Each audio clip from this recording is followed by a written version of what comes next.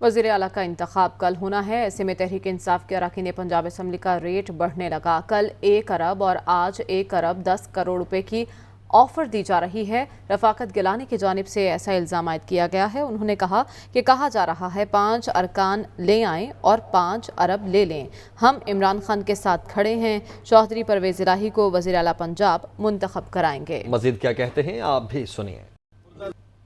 ہمارے جو M P as ہیں ان کو مختلف طریقے سے ایک تو ہراساں کیا جا رہا ہے، کالز آ رہی ہیں اور اس کے بعد مختلف آفرز کی جا رہی ہیں۔ آفرز وہ دوستوں کے تھرو کر رہے ہیں اور مختلف دوستوں کو کہہ کے وہ ہمیں مختلف پیسوں کی آفرز کر رہے ہیں۔ تو 1 ارب سے اوپر جو ہے اب ریٹ جا چکا ہے ان کا۔